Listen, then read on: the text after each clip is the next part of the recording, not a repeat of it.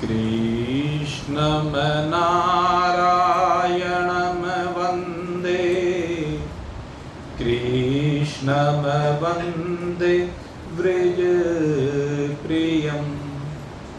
कृष्णं द्वैपायनं वन्दे कृष्णं वन्दे पृथासुतं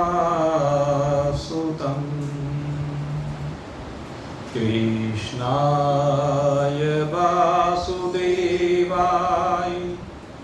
हरये परमात्मने प्रणतक्लेशनाशाय गोविन्दाय नमो नमः। नारायणाय नमोस्तुते। श्री सद्गुरुदेवाय नमोस्तुते।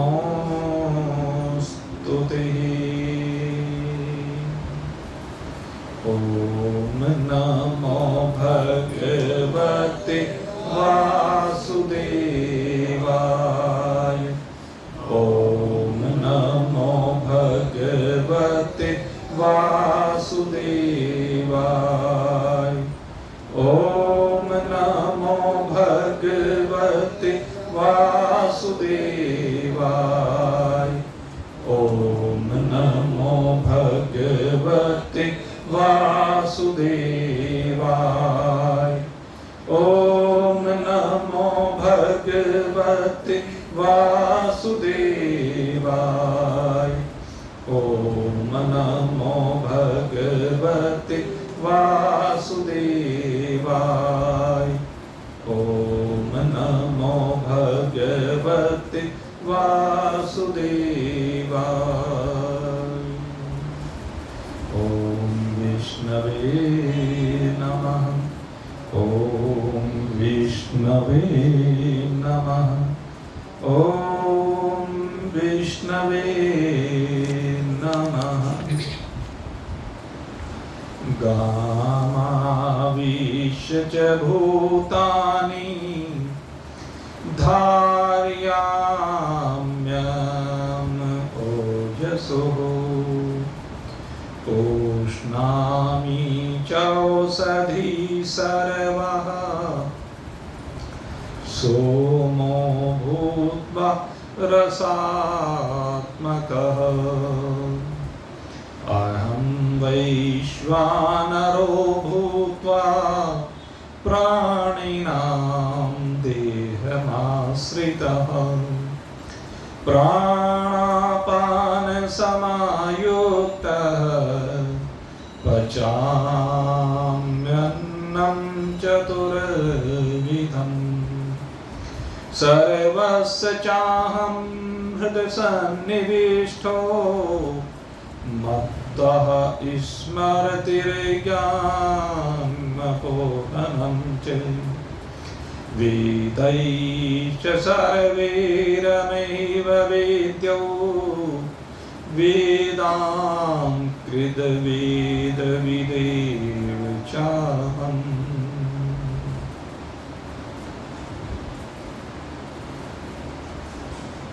इस पुनीत पावन श्री पुरुषोत्तम मास में पुरुषोत्तम परमात्मा के श्री चरणों में बारंबार श्रद्धा के साथ, विश्वास के साथ अपने आप को समर्पित करके इस पुरुषोत्तम योग के माध्यम से पुरुषोत्तम परमात्मा के साथ एक रूप होने के इच्छुक जिज्ञासु व्यक्ति भगवान की असीम महान महती कृपा से इस पुनीत पावन पुरुषोत्तम मास में हम सभी ने साथ साथ मिलकर के श्रीमद् भगवद गीता और श्रीमद् भागवत महापुराण को माध्यम बनाकर परमात्मा की ओर अपनी यात्रा को आगे बढ़ाया। अर्जुन और श्री कृष्ण के माध्यम से श्रीमद् भगवद गीता में और सुखदेव और परीक्षित जी के माध्यम से श्रीमद् भागवत में हमने परमात्मा के स्वरूप को, जगत के स्वरूप को और जीव के स्वरूप को, तीनों को भली प्रकार से जान करके अपनी स्वरूप स्थिति में विराजमानता का प्रयास किया।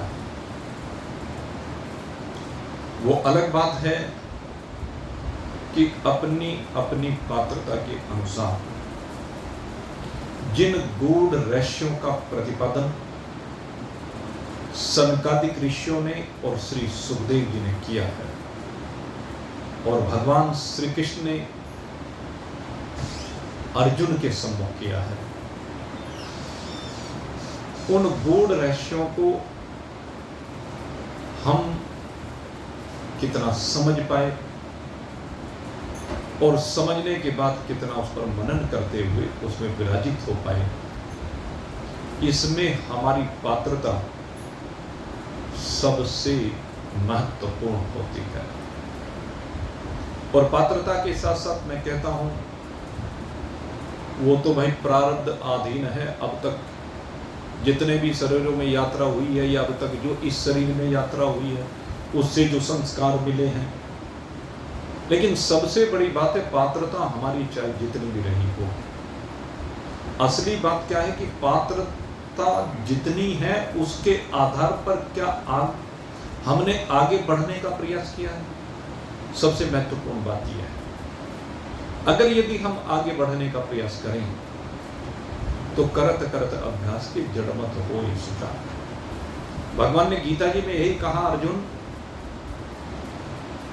तस्मात् सर्वेषु कालेषु मामं विस्मर, तू हर काल में मेरा स्मरण कर।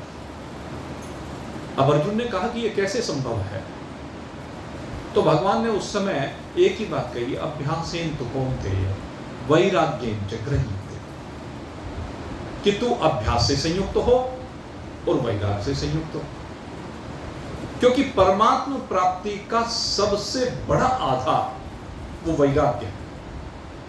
जीवन में जिसके वैराग्य नहीं होगा वो इस परमात्मा तत्व को प्राप्त नहीं कर सकता, क्योंकि उसका राग, वैराग्य का मतलब क्या है, संसार में जो राग है उससे अलग हट जाना।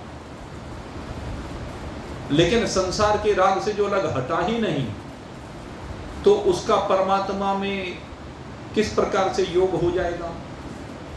संसार से राग हटे बिना परमात्मा से योग संभव नहीं है। वो जो अभी 2-3 दिन पहले आपको बता रहे थे, मन तो तेरा एक है, चाहे जहां लगाए, चाहे हरि का भजन करे, चाहे विश्व में लाए। अब भाई मन तो एक समय में एक जगह पर रहता है, अब उसको जिधर तो लगा ले, और मन के जीते जाने से जगत को जीता जा सकता है। अगर आपने मन को नहीं जीता तो जगत जीता नहीं जा सकता। जगत को जीतने के लिए मन को आपको जीतना ही पड़ेगा। और मन जीता कैसे जाएगा, कहते संसार में अनासक्त होकर के जियो, मसंग शस्त्रेण दृढ़ चित्त। अभी पीछे इसमें भगवान ने बताया था 15वें अध्याय में, असंगता का शस्त्र हाथ में लेना पड़ेगा। और असंगता कैसी, व्यवहार की असंगता। एक सबसे बड़ी समस्या क्या है, हम सब लोग इस उम्र में आने के बाद भी परिवार से चिपके पड़े, और परिवार से कैसे चिपके हैं कि बच्चे जवान हो गए और जवान होने के बाद भी हम उनके कार्यों में हस्तक्षेप कर रहे हैं। हमें उन बच्चों के ऊपर विश्वास नहीं है। अरे उनका प्रारब्ध है, उनका प्रयास है, उनकी मेहनत है, आप क्यों हस्तक्षेप करते हो। और एक बात आपको बता दो, जब तक ये हस्तक्षेप रहेगा आप सुखी हो ही नहीं सकते। ये मूल मंत्र है। बच्चों के कार्यों में हस्तक्षेप बंद करो। जब आपकी जिम्मेदारियां पूरी हो गई हैं, अब उनको अपने हिसाब से उड़ने दो। आपने संस्कार दे दिए, अब आप ये सोचो कि लिखी लिखाई कॉपी पर आप दोबारा लिख देंगे, ये नहीं होगा भाई। संस्कार देने की बालकों को उम्र प्रारंभिक 10, 12, 15 साल तक है। उसके बाद तो पक जाते हैं। उनकी कॉपी में जो आपने लिखा वो लिखा गया।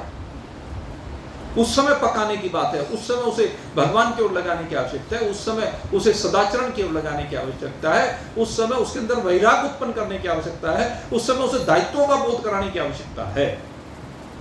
और बड़ी उम्र में अब तो उसकी अपनी समझ बन जाती है, अपनी सोच बन जाती है, अपने हिसाब से काम करने लगता है।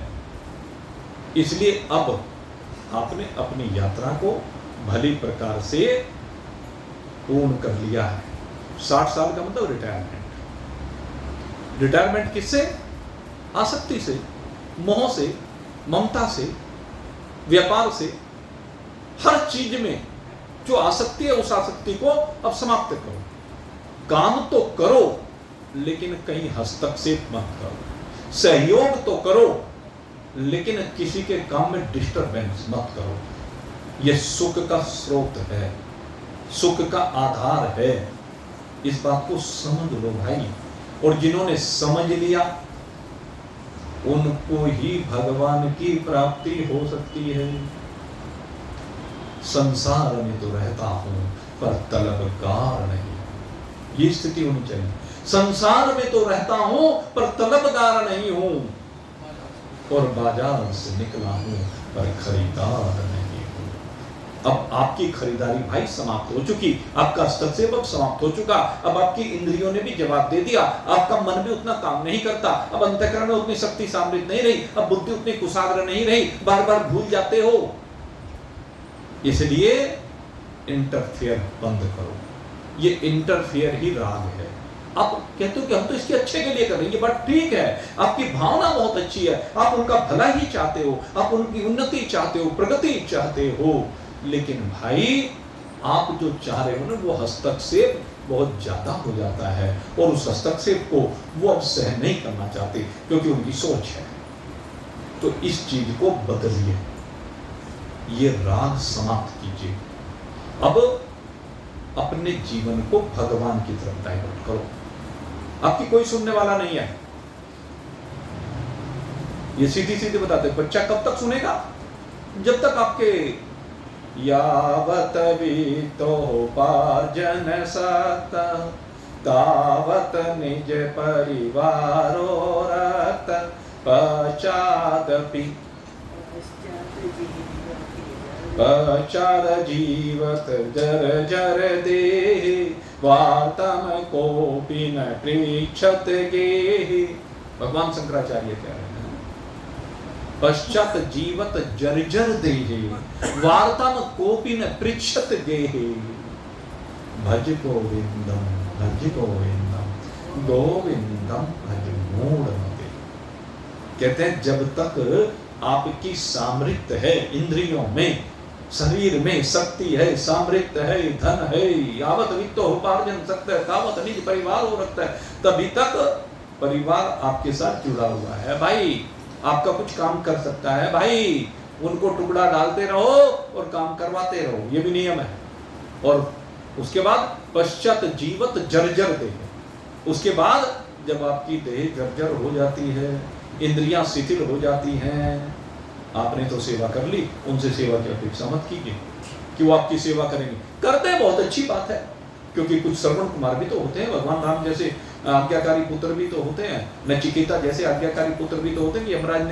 यमराज के पास पिता ने भेजा तो यमराज के पास ही चले गए, नचिकेता जैसे। ऐसा वो दिव्य बालक हुआ है। उपमन्यु आरुणि जैसा गुरु भक्त शिष्य हुए हैं, वो भी उदाहरण। लेकिन आप इस अपेक्षा को रखते ही क्यों हैं? आप अपने जीवन को अपने तरीके से भगवान की ओर लेकर चले। अब इधर उधर देखना बंद कर दीजिए। बहुत देख लिया संसार को, बहुत भटक लिए संसार में, तो ये आपको परिवर्तन करना पड़ेगा। और जब आप अपने में परिवर्तन कर लेंगे तो वहां से राग समाप्त होगा और इधर परमात्मा में जुड़ाव होगा। जैसे जैसे परमात्मा में जुड़ाव होता चला जाएगा, श्रद्धा बढ़ती जाएगी, विश्वास बढ़ता जाएगा, बुद्धि कम काम करना शुरू कर देगी। और ये बता दूं आपको, अंतःकरण से वृत्तियां कम निकलनी शुरू हो जाएंगी। जितनी ज्यादा अंतःकरण से वृत्तियां निकलती हैं, संकल्प विकल्प अंतःकरण में होते उतने दुख के कारण बनते हैं। धीरे धीरे परमात्मा में जब बुद्धि एकाग्र होती चली जाएगी तो इधर उधर संसार में भटकाव समाप्त होता चला जाएगा। अब क्या देखना चाहते हो? संसार को बहुत देख लिया। अब क्या भोगना चाहते हो? संसार को बहुत भोग लिया। अब इससे बाहर निकलो भाई, और इस सीमा से बाहर निकल करके अब जो है इस राग को छोड़ो भाई। अब जो है बच्चों की तरफ से, पोतों की तरफ से, दोस्तों की तरफ से, भाई बहनों की तरफ से, जो भी हैं संसार के संबंध जितने भी हैं, मित्र हैं, समाज है, अब थोड़ा सा डाइवर्जन करो। मैं ये नहीं कहता कि समय पर उनके साथ पीछे हाथ ना लगाओ, हाथ लगाए खड़े में होने चाहिए, उसमें कोई दिक्कत नहीं है, लेकिन आप चिपको मत, नहीं तो भाई वही आपके दुश्मन बन के खड़े हो जाते हैं। मैं आपको तो जितना हस्तक्षेप करोगे वो आपके दुश्मन ही बनेंगे, और जितना उनका हस्तक्षेप बंद कर दोगे वो आपसे प्रेम करने लगेंगे, वो आपके अपने हो जाएंगे, वो आपकी सेवा भी करेंगे। आपको बता दें, हस्तक्षेप नहीं होगा तो सेवा करेंगे, हस्तक्षेप होगा तो सेवा से पीछे हट जाएंगे। कुछ मत कहो, मोनी बाबा बन जाओ, इधर उधर की वैसे बातें करो, लेकिन कार्यों में कोई भी हस्तक्षेप उनके खाने में, पीने में, पहनने में मत करो। नहीं तो अब जो कुछ वो कर रहे हैं सामने कर रहे हैं, फिर छिपके करेंगे भाई। और थोड़ा सा अपने हाथ को भी, जिम्मेदारियों को उनको अपने हाथ से ही दे दो, और नहीं दोगे तो अपनी गोली अलग से बनाने लगेंगे। ये बता दूं आपको, अगर यदि नहीं सौंपोगे, गोली बना के जेब में धरनी शुरू कर देंगे, आपको पता भी नहीं चलेगा। बहुत जगह पर हमने देखा इस तरह के भाव भी। तो इसलिए सजग रह करके अब परमात्मा में मन लगाओ। बहुत लगा लिया संसार में, संसार की तरफ से मन हटा करके अब परमात्मा से निरंतर भाव को जोड़ो। यही श्री सुखदेव जी परीक्षित जी को कह रहे हैं। परीक्षित जी के अंदर पूर्ण वैराग्य है। अर्जुन को भी यही कह रहे हैं कि तू निमित्त मात्रेण भव सव्यसाची, तो निमित्त मात्र बन। अरे ये जो संसार जिसको तू देख रहा है, जिसको तू अपना सोच रहा है, ये सारे का सारा मैंने ही बनाया। ये सारे के सारे में मैं ही बैठा हुआ हूँ। तेरे बच्चों में भी मैं ही रामलीला कर रहा हूँ, तेरे मित्रों के अंदर बैठकर भी मैं ही रामलीला कर रहा हूँ। पति में बैठकर, पत्नी में बैठकर, माँ में बैठकर, बेटे में बैठ करके, जितना भी संसार उसमें बैठ करके सारा मैं ही तो कर रहा हूँ।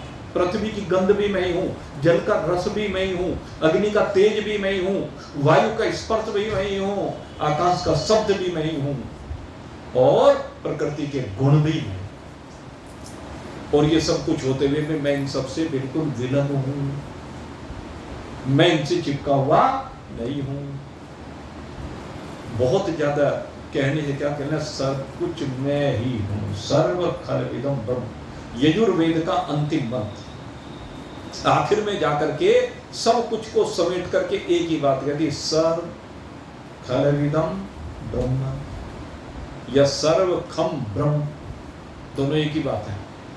खलविदम को थोड़ा सा और आगे बढ़ा दिया गया, खलविदम कह करके, खम कह करके उसे शॉर्ट में कह देगा। मंत्र जो है उसको इतना करके कह दो या इतना करके कह दो, बात ही। सर्व खलविदम ब्रह्म, ये जो भी कुछ है ये सब का सब ब्रह्म ही है। लेकिन ये ध्यान है ईश्वर नहीं, क्योंकि ईश्वर सगुण साकार अभिव्यक्ति है और ब्रह्म वो व्यापक तत्व है। उस सगुण साकार ईश्वर के साथ किसी की एकता नहीं, उससे तो प्रेम है, उसके प्रति श्रद्धा है, उसकी लीलाएं हैं, वो विराट पुरुष है, उसका अंश है। ईश्वर अंश जीव अविनाशी, परसों बताया था। ईश्वर का अंश तो है लेकिन ईश्वर नहीं हो सकता जीव, जीव कभी ईश्वर नहीं हो सकता। लेकिन ब्रह्म सब है। ब्रह्म माने व्यापक तत्व, ब्रह्म माने आत्म तत्व, ब्रह्म माने परमात्मा तत्व, ब्रह्म माने वो चेतनता, ब्रह्म माने वो अस्तित्व, ब्रह्म माने वो आनंद जो घट घट में व्याप्त है। तो हम थोड़ा सा ये भेद अगर समझ लें कि जब हम ईश्वर कह रहे हैं तो सगुण साकार स्वरूप को लेकर के हम ईश्वर कह रहे हैं, जो सर्वज्ञ है, सर्वशक्तिमान है, सबका नियंता है। तो वहां पर नियम कानून भी है, सब चीजें प्रकृति को अधीन करके वो आगे जगत को विस्तृत करता है, जगत को बनाता है, जगत की संरचना करता है, जगत में सारी व्यवस्थाओं को बनाता है, वो ईश्वर करता है। लेकिन ब्रह्म तो असंग तत्व है, ब्रह्म वो चैतन्य तत्व, वो चिन्मयता है, वो आपकी जो चिन्मयता है, वो जो आपकी शक्ति है, वो सब ब्रह्म तत्व है। तो आपकी वो वास्तविकता, उसी को लेकर कहा सर्व खलविदम ब्रह्म, ये जो भी कुछ है वो सब कुछ ब्रह्म है। कई बार ये कह देते हैं कि अहम ब्रह्मास्मि जो कहा जाता है, वो अहम ब्रह्मास्मि का जो भाव है कि ये अपने को ब्रह्म कह रहा है, बड़ा अहंकार हो रहा है। भाई ब्रह्म तो सभी हैं। एक रेत का दाना वो भी ब्रह्म ही है, वो उसको भी तो सत्ता ब्रह्म से ही मिल रही है ना, उसके अंदर भी तो ब्रह्म की शक्ति है ना। लेकिन एक रेत भगवान नहीं हो सकता। भगवान में, ईश्वर में और जीव में, हर जीव अलग अलग अंतःकरण को धारण किए हुए अलग अलग भावनाओं से संयुक्त हुए हैं। अलग अलग उनके कर्म, उन्हीं के अनुसार ईश्वर व्यवस्था करता है। विराट पुरुष के अंदर विराजित जरूर है, लेकिन हर एक की अपनी शक्ति सामर्थ्य है। ईश्वर सर्वज्ञ है और जीव अल्पज्ञ है। लेकिन ये अल्पज्ञ सर्वज्ञ की शरण में जाकर के अपनी व्यापकता को, ब्रह्म स्वरूपता को अनुभूत कर सकता है, क्योंकि ईश्वर ही है जो हमें ज्ञान प्रदाता है। समस्त ज्ञान का जो प्रकटन है वो ईश्वर से ही हुआ है। ईश्वर से ही ब्रह्मा जी की उत्पत्ति होती है, भगवान नारायण से। ईश्वर को हम भगवान नारायण के रूप में कहते हैं। तो भगवान नारायण, उसके नाभि कमल से ब्रह्मा जी की उत्पत्ति होती है और ब्रह्मा जी को चतुश्लोकी भागवत का ज्ञान दिया जाता है। उसी से आगे सारी सृष्टि रची गई, जिसका क्रम आपको इस द्वितीय स्कंद में समझाया गया। आगे तृतीय स्कंद में भी इसकी और विशेष व्याख्या होगी, आगे चलता रहेगा बार-बार ये विषय, अलग अलग तरीके से इसको समझाया जाएगा। लेकिन इस सब के अंदर अब दो चीजें हैं, एक है ईश्वर और एक है ब्रह्म। इन दोनों के तत्व को हमें अलग अलग समझना पड़ेगा। जब हम अलग अलग समझते हैं तभी बात समझे, क्योंकि कई बार श्लोक इस तरह के आते हैं, हम ईश्वर में ब्रह्म भाव वो तो है ही, लेकिन ब्रह्म में ईश्वर भाव जब कर लेते हैं तो वहां गड़बड़ा जाती है समझ। इन दोनों को पृथक पृथक समझना। ब्रह्मी भाव तो जीव का भी है, ब्रह्मी भाव जगत का भी है और ब्रह्मी भाव ईश्वर का भी है। ईश्वर शुद्ध सत्वगुण से संयुक्त है, जीव मलिन सत्वगुण से संयुक्त है और जो प्रकृति है वो तामस गुण से संयुक्त है। इस प्रकार से ये जीव जगत और ईश्वर का अस्तित्व होता है। तो इसको समझना। गीता जी में ये पुरुषोत्तम योग नाम का अध्याय है, इसमें भी सारा यही ज्ञान दिया। जो द्वितीय स्कंद का ज्ञान है वही यहाँ पर है। भगवान ने ये कहा कि सब में मैं ही विराजित हूँ, पृथ्वी में विराजित होकर के, मैं गंध रूप से विराजित होकर के इस पृथ्वी में बैठ करके मैं ही सबको धारण कर रहा हूँ। अब जब भगवान धारण करने की बात करें, ये भगवान कर रहे हैं बात, कहते हैं इस सारी पृथ्वी में सबको इसमें प्रवेश करके अपनी शक्ति के द्वारा, कहते मैं इसको धारण करता हूं, नहीं तो जल में डूब जाए, नहीं तो आकाश में भटकने लगे। तो इसको धारण करने का मतलब इसका नियंता, इसको नियंत्रण में रखने वाला, इसको अपनी शक्ति से भगवान नियंत्रण में रखते हैं। तो भगवान नियंता कहे जाते हैं और कहते हैं भाई मैं ही हूं। अब इस पृथ्वी का पोषण कैसे करता हूं मैं? कहते जो है चंद्रमा है, चंद्रमा के माध्यम से मैं इसका पोषण कर देता हूं, इसके अंदर रस बरसा देता हूं। सारी वनस्पतियों में जो रस है वो चंद्रमा से है। अगर यदि चंद्रमा ना हो तो इस पृथ्वी पर जीवन नहीं हो सकता। आपको बताएं चंद्रमा कितना महत्वपूर्ण है। जितनी भी औषधियां, जितनी वनस्पतियां हैं, ये चंद्रमा की वजह से होती हैं। अगर चंद्रमा नहीं है, जहां पर चंद्रमा का प्रकाश नहीं है, वहां पर औषधि नहीं हो सकती, कोई अन्न नहीं हो सकता, कोई सब्जी नहीं हो सकती। ये सब चंद्रमा की है। पुष्णामि च औषधि सर्वा सोमो भूत्वा रसात्मकः। सारी वनस्पतियों को पुष्ट करने वाला मैं हूं। और जो हम एक और कहते हैं किस रूप में, कहते हैं भगवान की जो शक्ति कौन सी, शाकुंभरी देवी। आपने एक कथा जो आती है उसमें शाकुंभरी देवी का प्रकटन हुआ। एक दुर्गम नाम का दैत्य हुआ तो उस समय अकाल पड़ गया, सब औषधियां समाप्त हो गई, जल की धाराएं समाप्त हो गई, तो ऐसा भयंकर अकाल। तो उस समय कहते हैं भक्तों ने पुकार की, और भक्तों ने जब पुकार की उस दुर्गम दैत्य के कारण से, या कह लिए दुर्गम परिस्थितियां बन गई, अकाल, तो मां भगवती प्रकट हुई।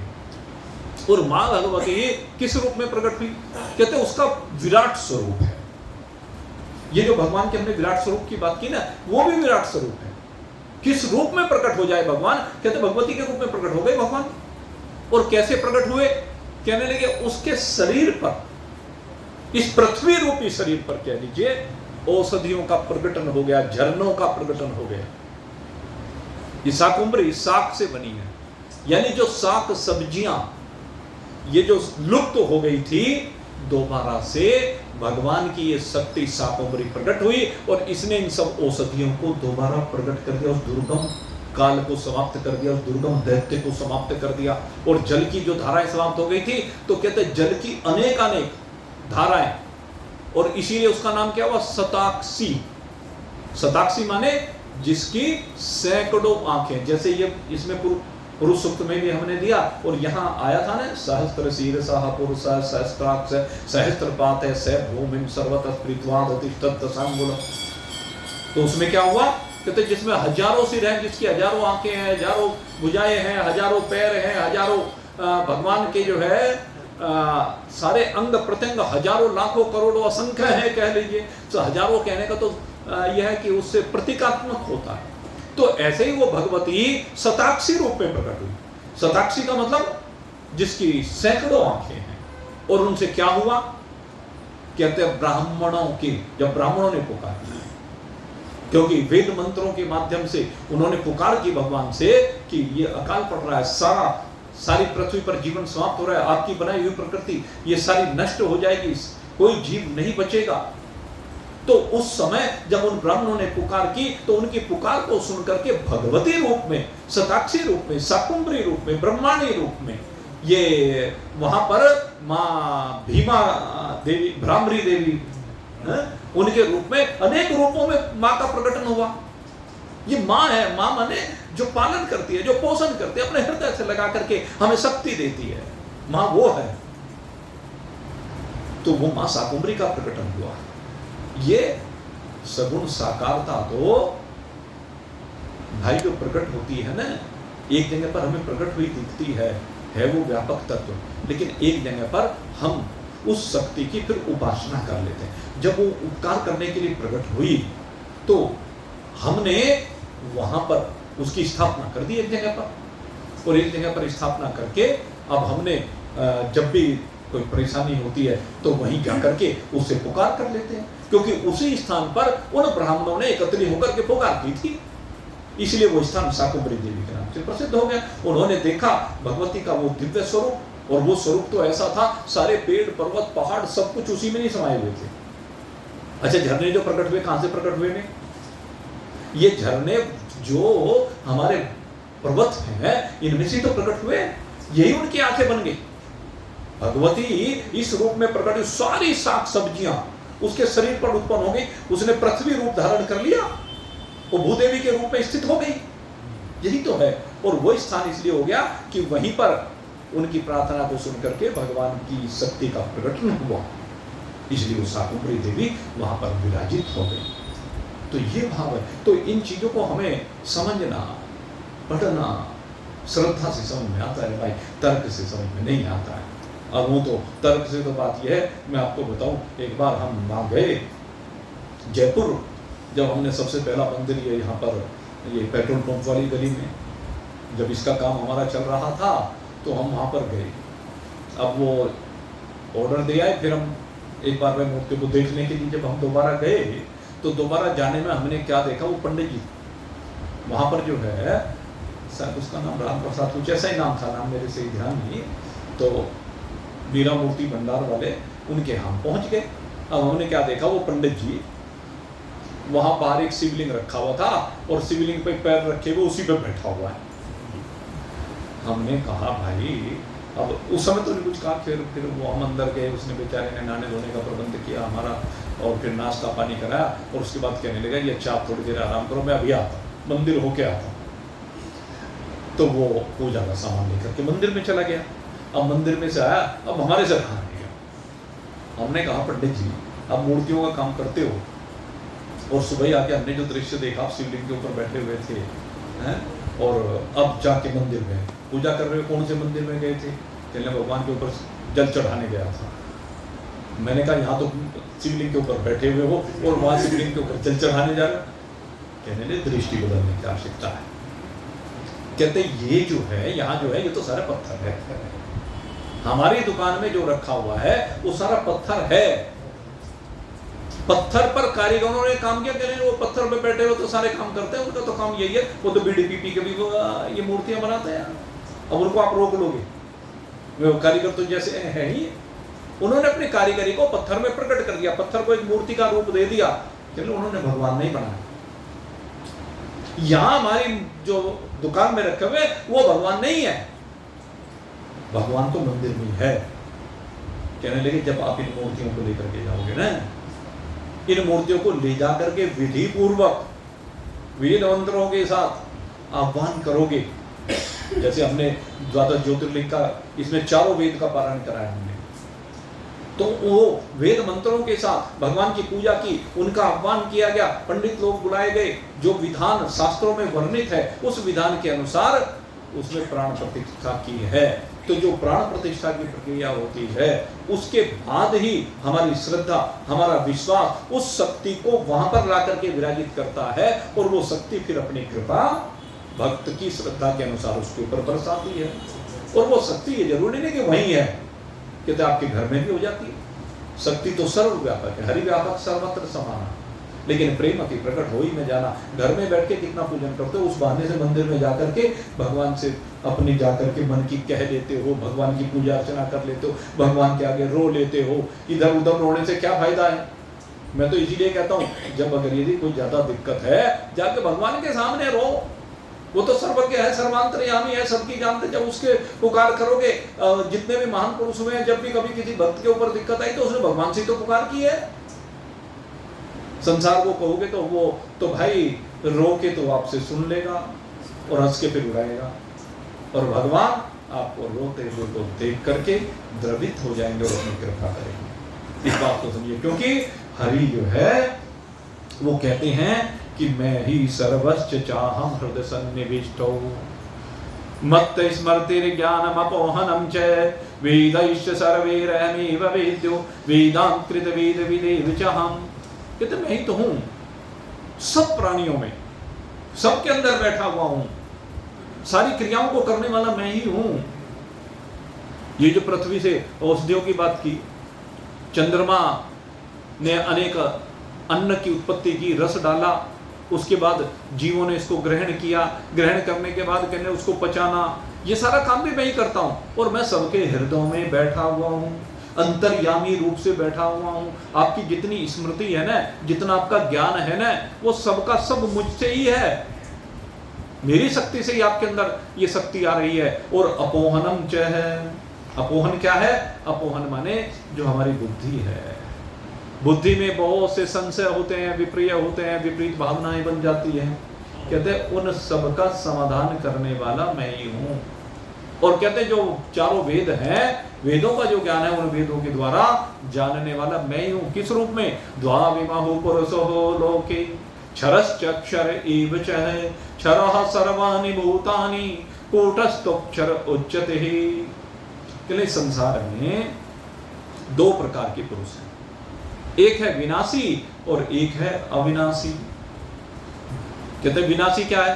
कहते जितने भी शरीरधारी हैं, ये जितने भी शरीर हैं, ये समस्त शरीर क्षरे सर्वाणि भूतानि, जो पंचभूतों से बने हुए जितने भी शरीर हैं भाई, ये तो सारे विनिष्ट होने ही है, तो सारे नाशवान हैं। लेकिन इनके अंदर बैठा हुआ कौन? कहते जीवात्मा। वो जो जीवात्मा है वो अविनाशी है। कूटस्थो अक्षरम उच्यते, जिसको कूटस्थ रूप से कहा गया है, कूटस्थ रूप से यानी आत्म रूप से जिसको कहा गया है। कूटस्थ को एक किस तरीके से परिभाषित किया जाता है? कूटस्थ कैसा होता है? कहते हैं आपके अंदर आत्मा कैसे भरा हुआ है। कहते जैसे लोहार का अहिरण देखा है, लोहार का हिरण होता है, हिरण माने वो एक लोहे का पिंड जिसके ऊपर वो खूब हथौड़ा चलाता है, जितने भी अस्त्र शस्त्र बनाता है, आपने देखा होगा सबने। तो वो जो चलाता है, अब तो भाई मशीन करने लगी सारा काम, अब इतने लोगों की शक्ति सामर्थ्य नहीं रही, नहीं तो पहले इतने बड़े बड़े घन उठा करके मारते थे, बड़ी शक्ति सामर्थ्य हुआ करती थी लोहार के। 100 सोनार की 1 लोहार की, इसीलिए कहावत बन गई। वो लोहार की एक झिल्ली भी भारी हो जाती है। अब सुनार की तो वो जो बेचारे पे उसके वो हथौड़ी होती है वो भी लकड़ी की होती है, लोहे की नहीं होती है, क्योंकि लोहे की प्रयोग करेगा तो वो सारा जेवर जो है वो गड़बड़ हो जाएगा, इसलिए लकड़ी की हथौड़ियाँ होती है। और उसकी तो भाई वो घन होता है, इतने जोर जोर से मारता है। पहले तलवारें उसी से बना करती थी, भाले उसी से बना करते, सब अस्त्र शस्त्र उसी से बनाए जाते थे। तो कहते हैं उसके ऊपर इतने बड़े बड़े घन बजते थे, लेकिन वो अहिरण जो का त्यों रहता। क्यों? क्योंकि उसके अंदर लोहा कूट कूट करके भरा हुआ था, ओत प्रोत, कूट कूट के मतलब ओत प्रोत। ऐसे कहते हैं आत्मा हमारे सबके शरीरों के अंदर कूट कूट करके भरी हुई है, इसलिए उसको कूटस्थ कहते हैं। और जब कूट कूट के भरी हुई है तो ये जीव है, जीव के अंदर भी आत्मा है, जीव को भी शक्ति आत्मा से मिले, तो इसलिए हम इसको जीवात्मा कहते हैं। क्योंकि आत्मा का तो संयोग हर जगह है, आत्मा का सब जगह पर संयोग है, आत्मा हर जगह पर है। तो इसलिए उसको कहा कि वो अविनाशी तत्व है, आत्मा अविनाशी तत्व है। उत्तम पुरुषस्त्व अन्य है परमात्मे त्युतिर्दाह्यतः यो लोकत्रयमाविश्य बिभर्तव्य ईश्वरः। और जो उत्तम पुरुष है, अब यहाँ पर ब्रह्मी भाव को लेकर के कह रहे हैं, जो उत्तम पुरुष है वो तो अलग है। अब ईश्वरीय भाव नहीं, यहाँ पर ब्राह्मी भाव को लेकर के बात की गई है, जो तीनों लोकों में प्रवेश करते हैं। वो तीनों लोकों में, क्योंकि तीन लोक जो है ना, ये लोक में तो है ही, इन लोक के बाहर भी वही है। ईश्वर तो तीन लोकों तक सीमित है, ये बता दूंगा। तीन लोकों कह लीजिए, 14 भुवन कह लीजिए, जितने भी ब्रह्मांड है उनमें कह लीजिए, जितने भी लोकांतर बने, ईश्वर तो उन तक सीमित है क्योंकि उसमें लोक बने हुए हैं। लेकिन ब्रह्म उनसे भी परे, उनसे भी जहां, क्योंकि लोक की तो सीमा है, हर लोक की एक सीमा है, हर ब्रह्मांड की एक सीमा है, लेकिन परमात्मा की कोई सीमा नहीं है। परमात्मा तो अनंत है। कहते तीनों लोकों में प्रवेश करके सबका धारण पोषण करता हुआ जो अविनाशी परमात्मा रूप से कहा गया है, वो तो अन्य है, वो तो दूसरा है, वो तो विलग है। वो क्या है? कहते वो क्षर नहीं है, वो भूतात्मक नहीं है, वो भूतों से बना हुआ नहीं है, वो गुणों से बना हुआ नहीं है, उसके अंदर कोई गुण नहीं है। यस्मात् अक्षरमतीतो अहमक्षरादपि च उत्तमः अतोस्मि लोके वेदे च प्रतित पुरुषोत्तमः। क्योंकि मैं जो नासवान जड़ वर्ग है, भगवान कहते हैं नासवान है जड़ वर्ग। जड़ वर्ग माने ये जड़ कौन सा है? जो पंचभूतात्मक है, वो सारा जड़ ही है। जो पांच भूतों से बना हुआ जितने भी स्ट्रक्चर है वो सारी जड़ है, वो विनाशी है, वो रहने वाली नहीं है। कहते उससे मैं सर्वथा अतीत हूं, अविनाशी जीवात्मा से भी मैं उत्तम हूं। अविनाशी जीवात्मा, अविनाशी में इसमें विनाशी भाव तो जीव है और अविनाशी भाव आत्मा है। इस बात को भी साथ साथ में, जब जीवात्मा शब्द का प्रयोग करते हैं तो जीव विनाशी भाव है। ज्ञान होने पर जीवत्व नहीं रहता। जीवत्व कब तक रहता है? जब तक अज्ञान है, जब तक अविद्या है, जब तक ना समझी है, जब तक अपने आप को शरीर समझ रहा है, जब तक अपने आप को आने जाने वाला समझ रहा है, तब तक ये विनाशी भाव जीव का है। लेकिन आत्मा में न आना है न जाना है, आत्मा में कोई आवागमन नहीं हो। आत्मा नित्य तत्व है, आत्मा अविनाशी तत्व है, आत्मा अखंड तत्व है, आत्मा अनंत तत्व है, आत्मा असीम तत्व है। तो कहते हैं मैं इसलिए यहाँ पर जीव भाव को लेकर कहा कि मैं इस जीवात्मा से उत्तम हूँ, इसलिए लोक में भी और वेद में भी मुझे पुरुषोत्तम नाम से कहा गया है। इसलिए पुरुषोत्तम कहा गया, जो विनाशी भाव से अलग है, जिसके अंदर विनाशी भाव नहीं है, जो अनंत है। विनाशी क्यों नहीं है? क्योंकि नित्य तत्व है, कभी घटता है ना बढ़ता है। जिसके अंदर विनाशी भाव होगा वो घटेगा भी और बढ़ेगा। अब देख लीजिए शरीर, जिस समय गर्भ में जीव पहुंचता है क्या रूप होता है उसका, और धीरे धीरे धीरे उसका विकास होता है। बाल्यावस्था में प्रवेश करता है, फिर धीरे धीरे जन्म होने के बाद वो वृद्धि को प्राप्त होता है, सट विकारों से संयुक्त होता है, उत्पत्ति और फिर वृद्धि, और फिर धीरे धीरे वृद्धि होते होते कुछ समय के लिए स्थिरता लगती है। जवानी जब आ जाती है तो कुछ समय लगता है कि स्थिर है, यद्यपि स्थिर कभी भी नहीं होता। अस्तित्व सा उसका प्रकट होने लगता है, फिर ह्रास सा होने पर लगता है, शक्ति सामर्थ्य घटनी प्रारंभ हो जाती है, और फिर जर्जर अवस्था को प्राप्त होता है पांचवी स्थिति, और छठी स्थिति कहते आखिर में विनश्यति ही। ये 6 भाव हैं। ये सट विकारों से सब संयुक्त हैं, लेकिन कहते हैं ये आत्मा इन सट विकारों से संयुक्त नहीं है, क्योंकि न तो उसका जन्म है न उसका वर्णन, न जायते म्रियते वा कदाचित् नाय भूत्वा भविता वा न भूया। कहते उसका कभी भी किसी काल में जन्म होता ही नहीं है, वो तो जन्म और मरण से परे है, वो तो अखंड तत्व है, अचल तत्व है, स्थिर तत्व है, व्यापक तत्व है। वो तो शरीर को जितना परमात्मा भाव, परमात्मा अंश नहीं होता, वैसे अंश कहा ही नहीं जा सकता परमात्मा में, लेकिन समझाने के लिए कह दिया जाता है महान पुरुषों के द्वारा जिज्ञासुओं को कि वो आत्मा कहलाता है, अन्यथा तो जीव भाव। आवागमन जो होता है वो जीव का होता है, विद्या के कारण होता है, ना समझ। जब तक मुक्ति को प्राप्त नहीं हो तब तक जीव एक शरीर से दूसरे शरीर में जाता रहता है, और आत्मा चूंकि सर्वव्यापी तत्व है, इसलिए आत्मा के साथ संयोग सदा रहता ही है, इसलिए जीवात्मा कहते हैं। तो जीवात्मा से पृथक कहते हैं पुरुषोत्तम तत्व है। जीवात्मा में से जीव का बाध कर दीजिए, जीव को हटा दीजिए, तो परमात्मा ही है, वही पुरुषोत्तम तत्व है। तो उसी पुरुषोत्तम नाम से ये जो 15वां अध्याय गीता जी का, ये सबसे श्रेष्ठ अध्याय माना जाता है। ज्ञान के लिहाज से तो वैसे दूसरा अध्याय सबसे श्रेष्ठ माना जाता है सांख्य योग, लेकिन ये 15वां अध्याय क्योंकि इसमें परमात्मा तत्व का निरूपण किया, परमात्मा का स्वरूप क्या है, क्षर और अक्षर इसके माध्यम से समझाया गया। ऊर्ध्व मूलम अधः शाखम, ऊपर की ओर जिसका मूल है उसके माध्यम से समझाया गया, जिसकी शाखाएं प्रशाखाएं, ये सारे ये जो ब्रह्मांड है ये उसकी शाखाएं प्रशाखाएं, उस पर लगने वाले पत्ते, वो सारी सृष्टि का निर्माण उनसे हो रहा है, ऐसा परमात्मा। तो ये कह रहे हैं कि मैं पुरुषोत्तम नाम से वेदों में प्रसिद्ध हूँ। वेद में मुझे पुरुषोत्तम कह करके संबोधित किया गया है, परमात्मा को पुरुषोत्तम कहा गया है, यानी वो पुरुष जो सबसे उत्तम पुरुष, उत्तम पुरुष है, उत्तम पुरुष, मध्यम पुरुष और एक अन्य पुरुष, 3 पुरुष होते हैं शायद संस्कृत में। तो ये उत्तम पुरुष, उत्तम पुरुष माने परमात्मा, मध्यम पुरुष माने ये ईश्वर कह लीजिए, और फिर कहा अन्य पुरुष में सारे जीव ले लीजिए। मैं कल्पना कर रहा हूँ, ये कोई वहाँ मुझे संस्कृत का वो चीज़ नहीं पता भाई, मैं आपको कभी ये समझो भाई, क्योंकि मैं इसलिए स्पष्ट कर देता हूँ क्योंकि बहुत ज़्यादा समझ उस चीज़ की जब नहीं होती, तो प्रतीकात्मक रूप से कह रहा हूँ, तो समझाने के लिए किस तरह से समझ लीजिए।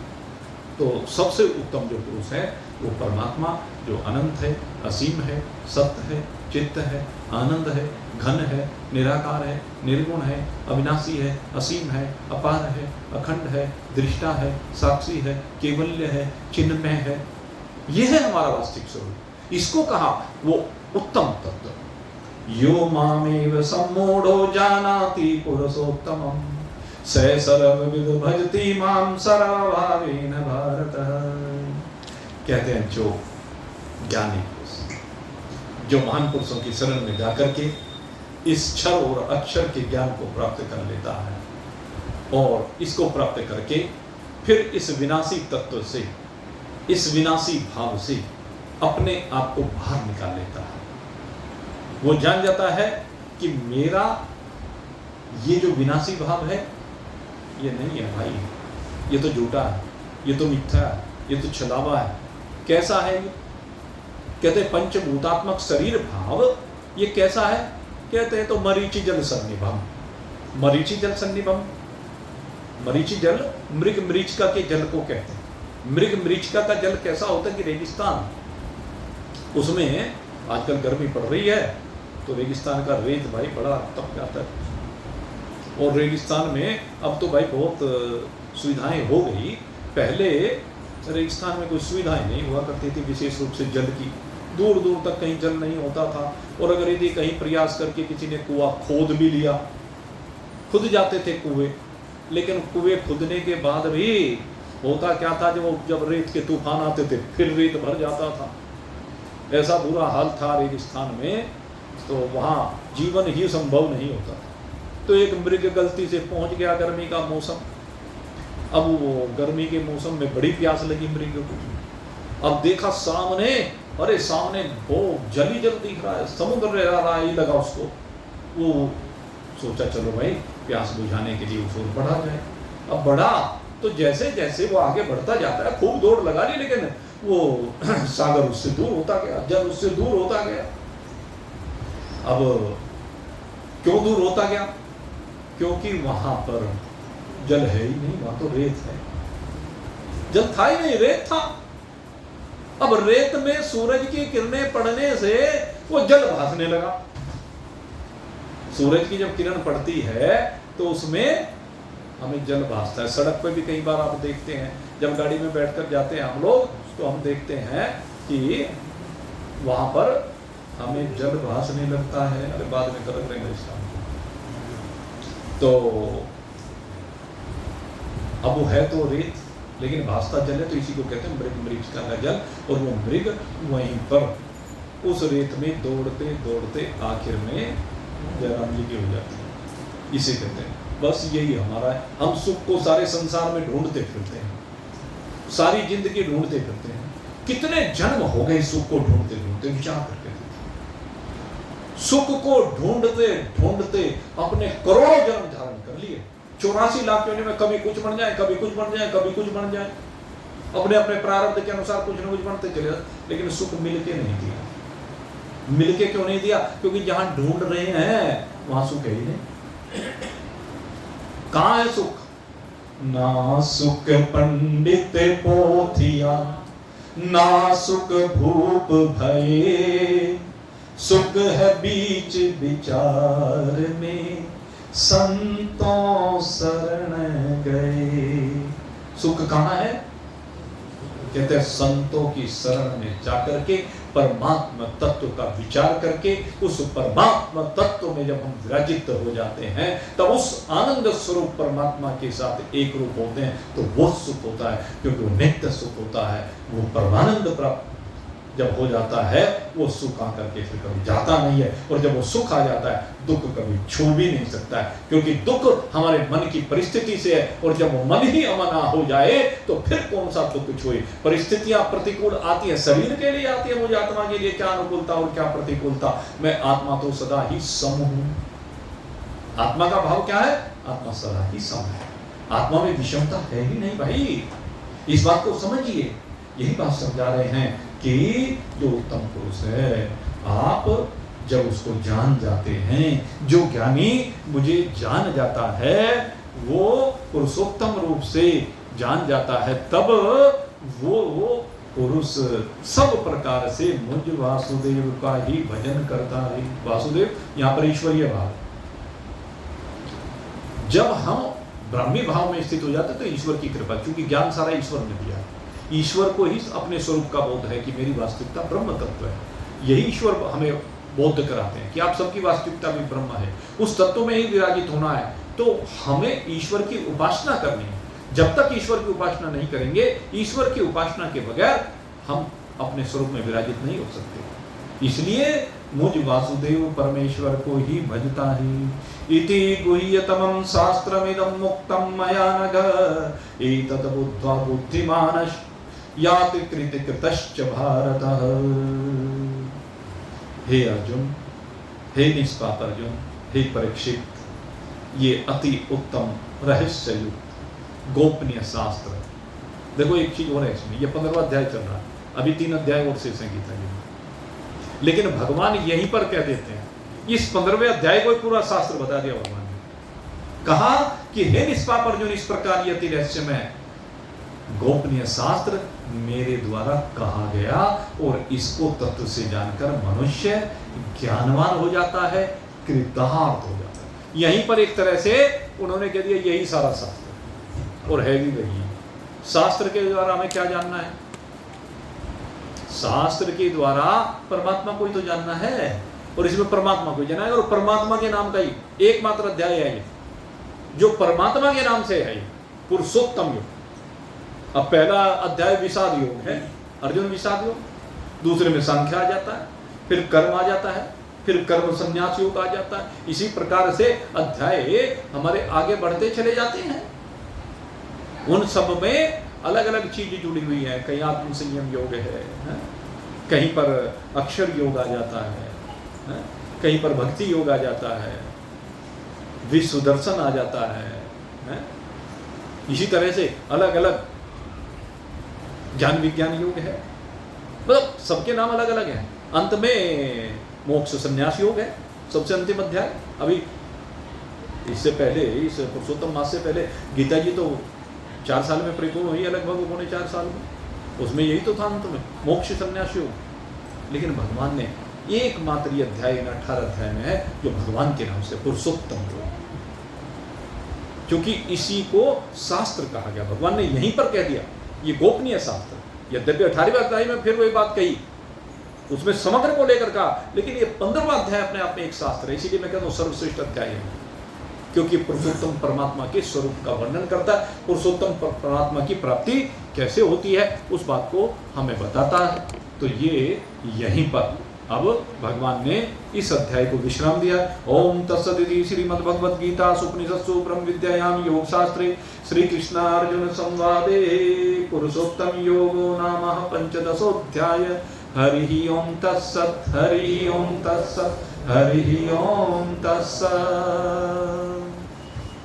तो इस प्रकार से